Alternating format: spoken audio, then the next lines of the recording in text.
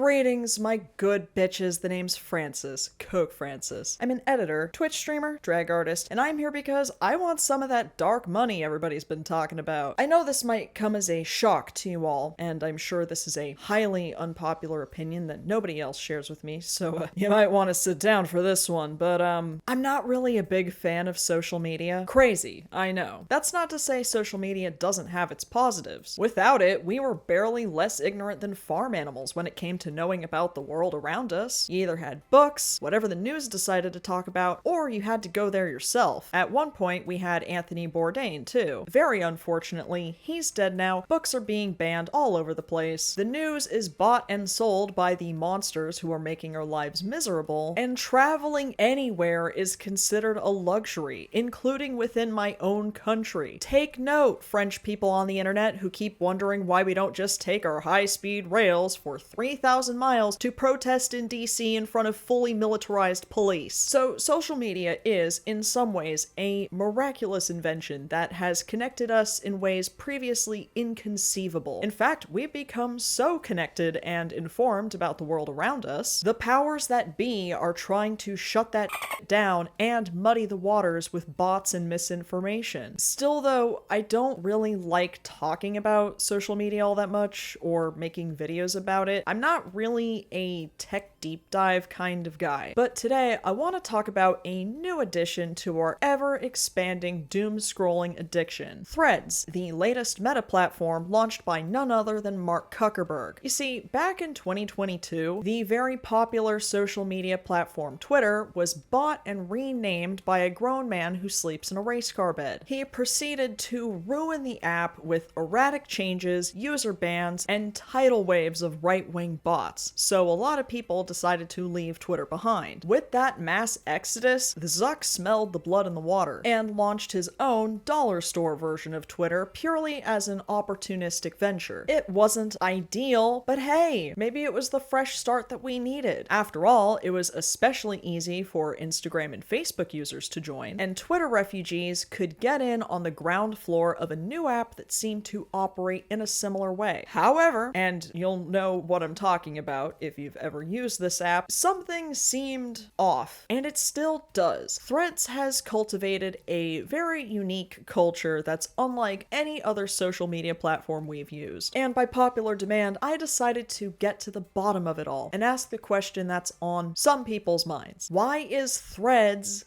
like that? What does it mean for the future of Meta? And can we ever escape it, considering Meta knows everything about us from our contact info to our blood types and body counts? Now, Meta claims to not sell your data, despite being fined billions by the EU for data privacy violations. But thanks to their special legal loophole, they still earn those billions by selling your data to advertisers, just not your raw data. And don't panic, they only track stuff like, you know, your health, financial information, location, search and browsing history, purchase history, all your photos and videos, data from other apps, and of course your private contact info like your birthday, address, phone number, or email. It's only a matter of time before they track our social security numbers or banking info. We'd probably be too busy having fun bullying bots to even notice. It might be targeted ads that terrifyingly read your mind today, but it could be potential identity theft tomorrow. Nearly every major data breach includes your linked info that Meta collects, while they and the data brokers who harvest that info both walk away with billions. So, as we slip further into this growing tech oligarchy, your best option to protect yourself is the sponsor of today's video, Aura. You might already have a digital security tool, but not having Aura is like locking the front door but leaving the back door open.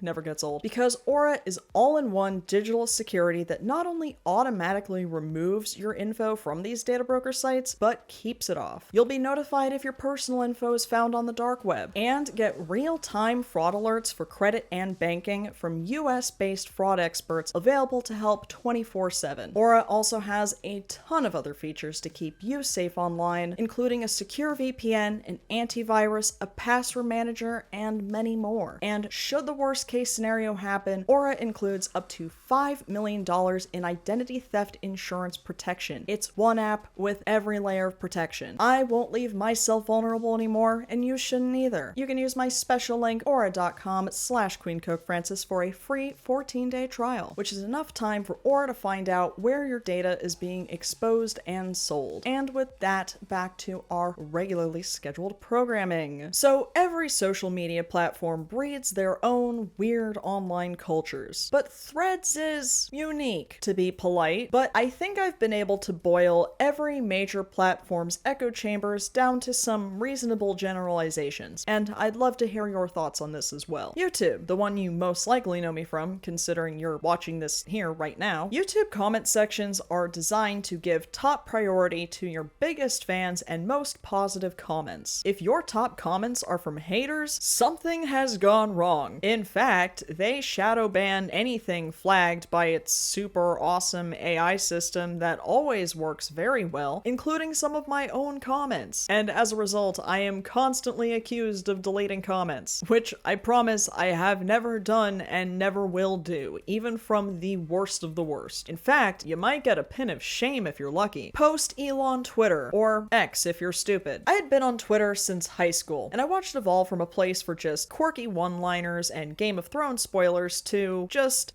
a wasteland. There is nothing left but a breeding ground for right-wing lunatics, the worst takes on media from anime profile pictures, and bots galore, especially with the addition of Elon's new AI Misa Mane waifu, the newest addition to the race, Blue Sky. On the positive side, it kind of has that OG Twitter charm, and they're trying to make the word skeets a thing. Adorable. But it mostly appeals to white liberal Gen Xers who think cancel culture both exists and works, or who love to lecture you on focusing on the rise of fascism here, rather than recognize how the US's global imperialism is directly intertwined with our own oppression. Instagram, my favorite place to continuously rot my brain, as I train my algorithm to strictly give me bird videos, art tutorials that I'll never use, and extremely suggestive date everything fan art, until it's interrupted by those rage bait reels where some girl squirts an entire bottle of expensive foundation on her face. Facebook, the peak of the social media hierarchy once upon a time. Currently, the site is just brain-dead boomers sharing AI slop content of either Trump doing things he could never actually do in real life, or of just completely implausible scenarios that sadly the older crowd can't distinguish from reality. TikTok, the birthplace of toxic algo speak, and your training wheels for taking every joke or sarcastic comment literally before graduating to doing that on Threads. Just ask my friend and newly monetized TikToker, Sassy Girl Cheese, about dealing with that shit.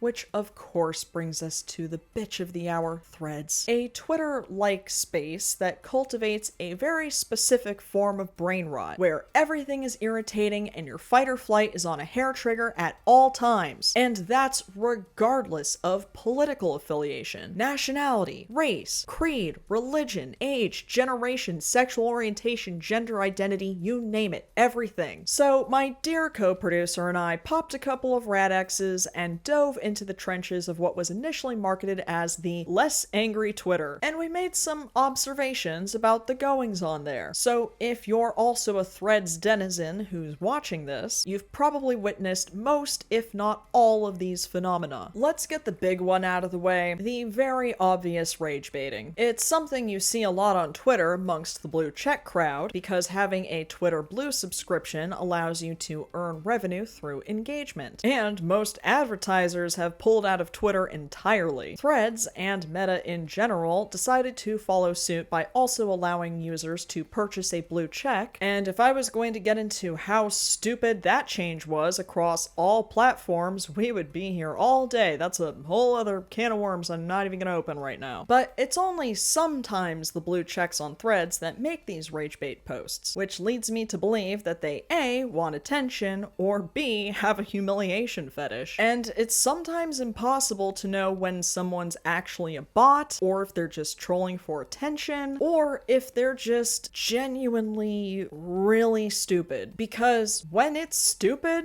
boy, is it really f***ing stupid. So when one comes across posts such as these, what's the general user experience of interacting with them? After reading an absolute dog take, the first thing you do is look at the ratio. When the amount of comments supersede the amount of likes or unquoted reposts, you just know OP is getting read to filth. And you don't even bother to consider whether this is a bot, trolling, or plain stupidity, because when you see the amount of dogpiling happening, boy, is it enticing to join in on the fun. I should know, because I myself have done that countless times. I am no better than anyone else on this app. One time I got so carried away that Alex Perlman hit me up and said that almost every post in his main feed was just me bullying these idiots. And at that point, I took a break from posting on this godforsaken app for a couple days. Alex is a good egg. You should check out his podcast. He coined the term blue chewers for Andrew Schultz and his buddies. That is tremendous. Sometimes these high engagement posts aren't necessarily bad or negative, they're just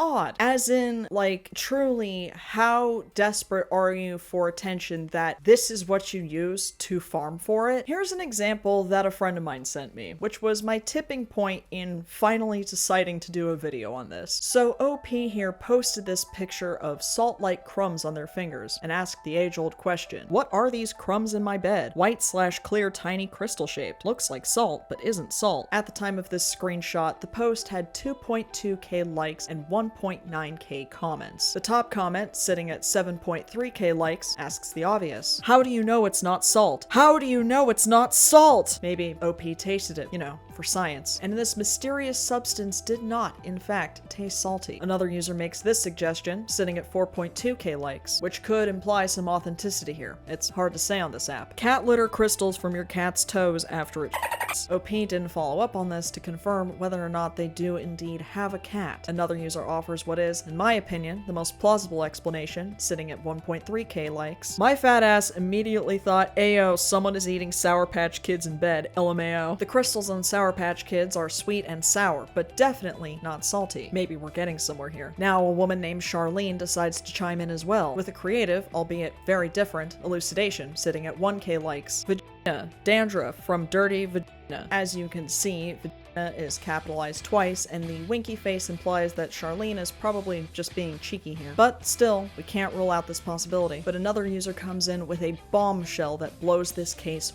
wide open. And while the suggested explanations are still valid, everything we know about OP is immediately about to change, and thrust us right back to square one in solving this mystery. Strangely, sitting at just 24 likes total. Your bed? This happened 4 years ago. Attached is a reverse image search of an identical photograph that was initially uploaded to Reddit, as the user stated 4 years ago. What was the reason? What was the reason? What was the reason, bitch? Threads, like any social media site, is algorithmically curated, but not in a way that lends itself to a positive user experience. Twitter's feed is organized more chronologically, or it used to be anyway. TikTok's and Instagram's feeds are curated based on your interests or content that you have viewed or consumed frequently. Blue Skies is both chronological like Twitter and allows users to make custom feeds or follow packs based on their interests. Allegedly, Threads has that feature too, but I'll eat my foot the day I see anybody use them, because Threads also curates your feed based on past interactions, which means if you're reading anything related to a certain topic, you'll see all opinions on it from all sides of the aisle. And because Threads rewards posts with the highest engagement, chances are you'll see posts that are so infuriating that you simply have to chime in. Then that turns into a microcosm of like-minded people and bots being like, get a load of this guy. You get sucked in, and then the dogpiling begins. And then the hatred quickly becomes a group activity, and the cycle continues and frequently snowballs out of control. Because as Sui Lee wrote in this fantastic article about this nightmare, the biggest problem with Threads isn't toxic disagreement, it's toxic agreement. Now, I don't have a huge following on Threads, only about 1,200 people who, like Alex Perlman, mostly see me wasting my time bullying these idiots, along with the occasional funny take or talking about my jeans' creamingly sharp jawline. But I decided to reach out to an actually popular Threads creator at Cult Papa. If you don't recognize that name, you might recognize accounts like @DidHeDieToday or @RFK Jr. Brainworm. And since he actually has a large following, I wanted his thoughts on why Threads culture might be the way it is. So here are some wise words from the Papa himself. The biggest thing is how similar it seems to be to TikTok and Instagram Reels in the way the For You feed works. It really seems to capture what you engage with, including when you look at profiles or search keywords. I think this causes a bit of a feedback loop, where the app will absolutely corral you into bubbles of people all saying the same thing. The app also seems to make it so you get pigeonholed to a specific set of topics after a while. This can really ratchet up the toxicity when you won't get traction if you aren't posting or talking about those things. Stuff like conspiracies, drama, bandwagons, etc. all thrive in this environment, so Threads can have this really harsh environment of just a bunch of people cycling on each other for the same 1,000 people and getting ramped up. Then eventually a post will break containment, aka extend outside your limited circle, and suddenly you get exposed to a lot of people not at all matching your energy, so clashes happen. Sometimes it feels like the algorithm is spinning accounts like a flywheel, and then at some point just drops you at max speed, hurtling into a bunch of people who don't agree, and it drives a very toxic form of engagement and burnout. Be sure to give the Papa and his other accounts a follow if you're brave enough to risk the psychic damage you take every time you open this app. So just how many people out there are also taking an Alakazam Psybeam to the face? According to data from SimilarWeb, Threads currently sits at approximately 115 million daily active users on mobile. Twitter has about 132 million daily active users, but has seen a 15.2% decrease in growth. Come on, guys, I thought comedy was legal again! But that's just daily users. Monthly, Threads boasts over 400 million monthly active users. How many of those users are bots? There's really no way of knowing, considering Meta won't release any specific figures. Why would they? We do know that users are constantly complaining about the overabundance of bots on this app. But what if some of those posts complaining about bots on the app are also from bots? Because Zuckerberg has already made it clear that he is fully comfortable filling up our feeds with a bunch of clankers. Zuck said this back in October of 2024. I think we're gonna add a whole new category of content, which is AI generated or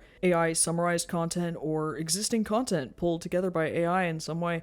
And I think that's gonna be very exciting for Facebook and Instagram and maybe Threads or other kinds of feed experiences over time. My favorite thing about Zuckerberg is how he wouldn't last a day on any of the apps he owns without shrinking into Pennywise when he got roasted to death. Anyway, my point is that because we don't know how many of the 115 million daily active users are bots, we don't know how many actual human beings engage with Threads or how often. If any real human is using Threads, they tend to also be on Instagram and be within the 18 to 34 age demographic. According to SimilarWeb and The Verge, users spend an average of 5 minutes and 8 seconds daily on Threads. There are TikToks longer than that. Compare that to Twitter, where users spend an average of 34 minutes a day using the app. Granted, we don't know how many bots are on Twitter either. Estimates range between 5 and 60%. So,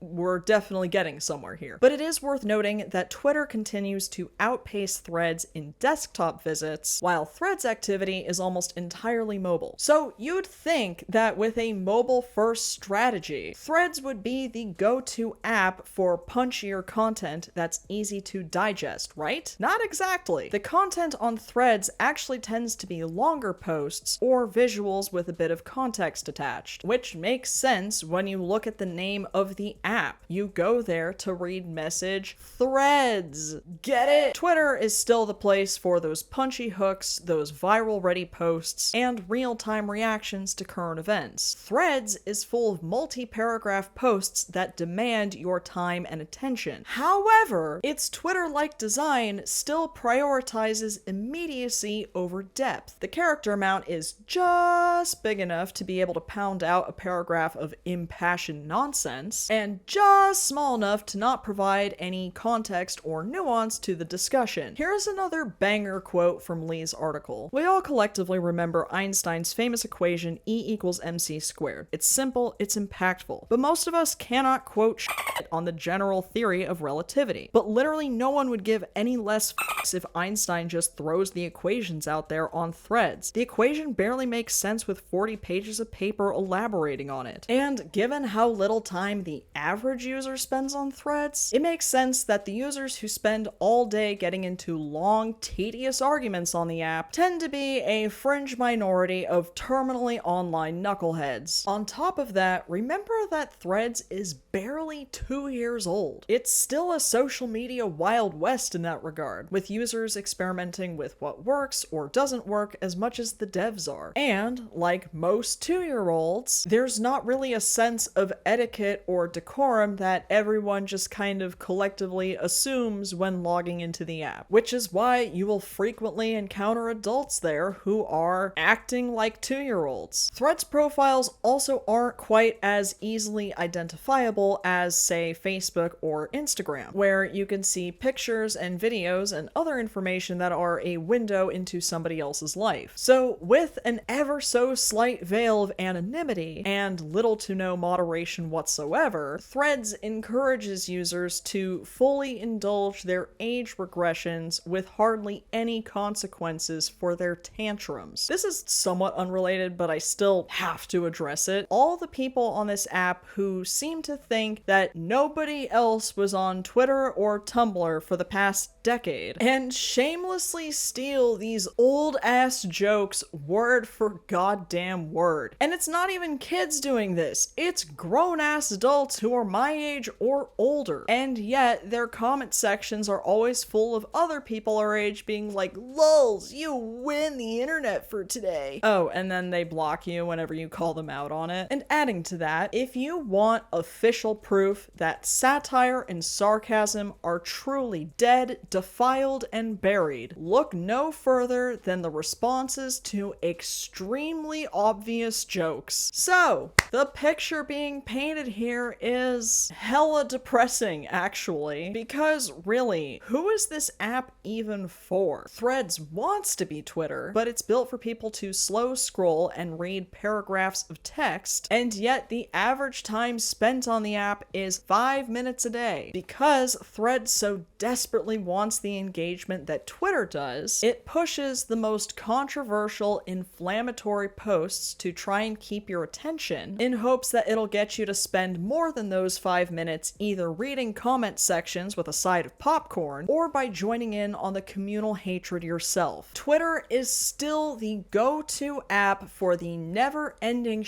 storm avalanche of bite-sized trash, which is why people spend an average of at least 29 more minutes on it daily. And while Threads appears to be catching up to Twitter, how much artificial inflation accounts for that growth? Threads isn't even a household name like Twitter. How many people do you know personally who actively visit Threads, let alone make posts or leave comments? If I told the average person about any drama or civil war, as they've called them on Threads, chances are they wouldn't know what I'm talking about, and they almost definitely would not care. And yet, because every single discussion on Threads is amped up to 11, you'd think the entire world is talking about them. There is just as much drama, harassing, and doxing on Threads as there is on any other social media platform. As I mentioned earlier, Zuckerberg originally marketed Threads as the less angry alternative to Twitter. But you either die a hero or live long enough to see yourself become Mark Zuckerberg. And here we are in September of the year of our Lord 2025, and the volatile discourse on Threads is indeed volatile discoursing. Let me give you a recent example of what I'm talking about. A couple weeks ago, Wired published an article by journalist Taylor Lorenz, in which several liberal influencers were called out for taking dark money in exchange for their silence about certain political topics. And the discourse surrounding this article on Threads was,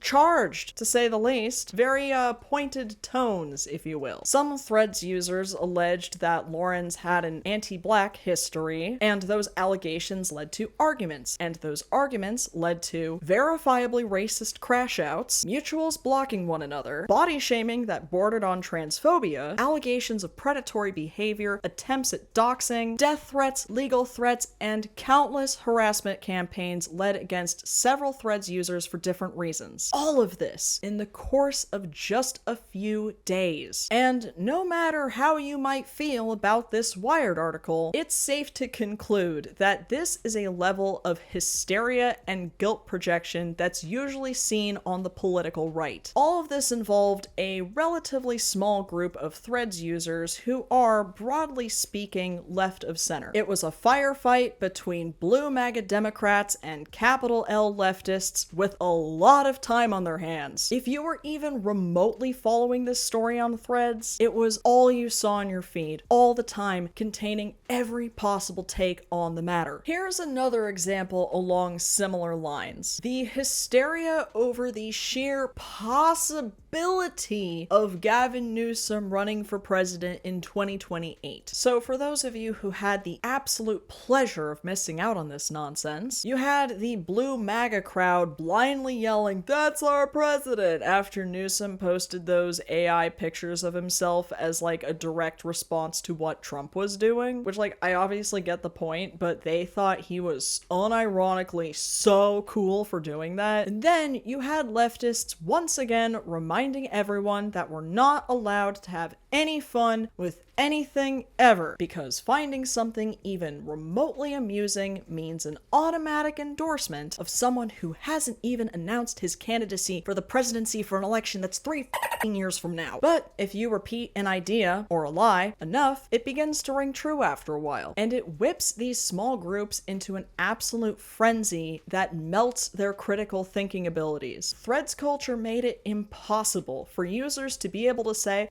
well, I'm really not a fan of this real-life Patrick Bateman. I hate his transphobia. I hate how he's making life hell for unhoused people. And I really don't want him to run for president. I hate that some liberals are celebrating him as some champion of the left when he isn't. On the other hand, I can appreciate that he and his team are some of the only Democrats who won't go high while the Trump administration continues to go low. Newsom's inflammatory anti-Trump rhetoric could maybe, just maybe, inspire other Democrats to drop their imaginary sense of decorum, stand up to fascism, and grow a f***ing spine. See? That wasn't so hard, was it? But these examples are exactly where this toxic agreement theory comes into play again. It's extremely reminiscent of other cases of mass hysteria we've seen throughout history. Think the Salem witch trials, the Satanic Panic, that case at a school in Nepal where a bunch of kids just started experiencing psychosis in mass numbers for no reason. And I know it sounds hyperbolic, and yeah, it is. You're watching a drag queen's YouTube channel, but mass hysteria is a mutated byproduct of groupthink, and Threads culture exhibits all 8, count 'em, 8 symptoms of this phenomenon. Illusions of unanimity, with members of a group believing that they are in total agreement with each other, and any contrasting opinions pose a threat to the group's unanimous thinking. Unquestioned beliefs. This is frequently seen amongst the MAGA crowd who are currently doing Olympic-level mental gymnastics to convince themselves that their daddy wasn't on that list that everybody keeps talking about. But we're seeing a disturbing rise of this amongst liberal and leftist circles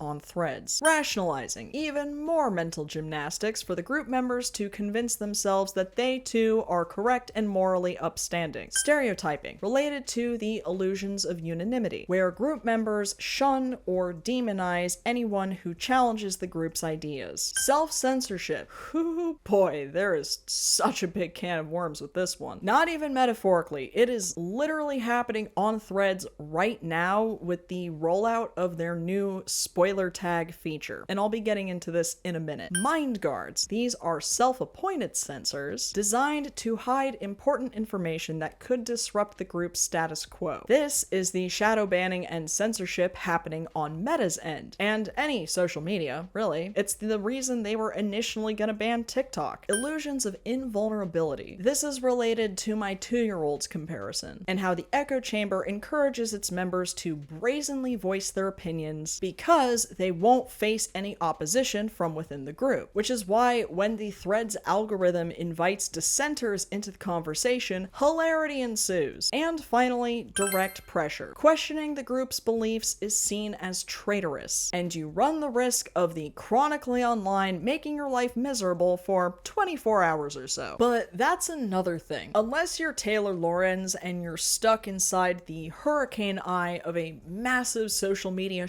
storm, these arguments you get into on Threads, both with people you agree or disagree with, are so fleeting. That's one way where Threads can absolutely compete with Twitter. The fast-paced nature of these apps make it so that even the most hostile of word exchanges you get into are completely forgotten about by dinner time. Our goldfish level memory spans make it so that we have pretty much nothing to lose when it comes to saying the craziest shit possible. This mainly applies to the average Threads user, not so much public figures on the app. For as much roasting as I indulge myself in here, I still have to be somewhat careful about what I say, cause people know me. I get recognized in drag now. I can't be saying whatever I want. But that brings us to the literal self-censorship that I mentioned earlier. Hey y'all, here's yet another editing Francis bit. So I was going to include a section about the rollout of their new spoiler feature tag, which isn't a bad idea in theory, actually, but I kept seeing other posts that used this feature that had nothing to do with spoilers. So my first instinct was that it was Meta censoring these posts, considering they've removed my content on other platforms for the dumbest reasons imaginable. Then, after a bunch of people called me an idiot for questioning this, it was eventually explained to me that these were self-imposed. So, naturally, I was immediately concerned about this as well, considering how out of control self-censorship is on the internet nowadays. And that was gonna be my main point for this section, but I'm changing it for a couple of reasons. First being that you've probably already heard me self-censor throughout this video, and I recognized the irony in complaining about other people doing that when I have to do it myself for monetization reasons. But also, as I learn more about this spoiler tag feature and why people are using it, it's becoming clearer that it's just being exploited as another clickbait method, which is why a lot of times you'll unblur these posts and it's not even anything remotely controversial, even from Zuck's point of view. So it's kind of impossible to know how many people are doing this to self-censor or just to get clicks. And the more I observe, the more it seems to be the latter, and it's just more indulgence in the Threads rage bait algorithm. So maybe not the red flag that I initially feared, but a red flag all the same, and I think we can all agree that this is another insufferable symptom of the greater Threads problem. So, knowing all this, what is the answer to this question? Why is Threads